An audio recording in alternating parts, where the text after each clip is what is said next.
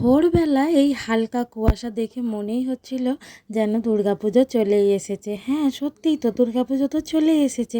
সবাইকে জানাই শুভ মহালয়া। আবু কাল রাত থেকে বলে রেখেছে, মা মহালয়া দেখবো আমি, কিন্তু সেই জন্য ওকে সকাল সকাল ঘুম থেকে তুলে দিয়েছি। তখন প্রায় 5টা বাজে। ওকে একবার ডাকতে না উঠে পড়েছিল, আর ও এখন মহালয়া দেখ।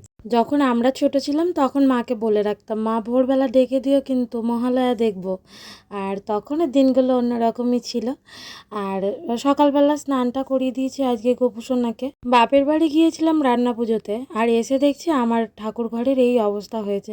ওই যে ড্রয়ারটা কিনেছিলাম সেটা ইঁদুরে পুরো কেটে একবারে সর্বনাশ করে দিয়েছে। আর এখানে কথা বলতে বলতে আমার পুজোটাও আজকে কমপ্লিট হয়ে গেছে। আর আজকে না আমরা যাব একটু দিদির বাড়ি, মানে আমার ননদ বাড়ি। আর এখানে আমার বরমশাই আমার শাড়িটা আয়রন করে দেবে বলেছে। আর আমি অতটা পারি না, ও খুব সুন্দর করে করে দিতে পারে। আর সকাল সকাল আমার একটা পার্সেল এসেছে, মানে বরই অর্ডার করে দিয়েছিল আমার জন্য একটা স্মার্ট ওয়াচ। মানে ভালোই হয়েছে, মানে কালারটা অন্যরকম হলে আর একটু ভালো হতো। একা একা গুছিয়ে সেরকম শাড়ি পরতে পারি না, বরমশাই একটু হেল্প করে দিল। সোজা চলে এসেছি মিষ্টির দোকানে। আর আসার সময় ভিডিওটা আমার করা হয়নি, তখন ভুলে গেছিলাম। আর আমাকে মিষ্টির দোকানে বসিয়ে রেখে আর ওরা দুজনে চলে গেছিলো কোল্ড ড্রিঙ্কস আনতে। আর আমি বসেছিলাম অনেকক্ষণ থেকে। তারপরে আবার গাড়িতে উঠে দিদির বাড়ির জন্য রওনা দিলাম। আমাদের বাড়ি থেকে দিদি বাড়ি যেতে প্রায় 1 ঘন্টার মতো সময় লেগে যায়। তো অনেকক্ষণ গাড়িতে বসে বসে গেলাম। পৌঁছে গিয়েই দেখা হয়ে গেল আমার মিষ্টি ননদির সাথে। এটাই হলো আমার ননদি।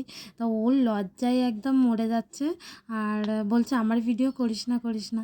আজকের ভিডিওটাই টুকুই। আর সবাই খুব ভালো থেকো, টাটা।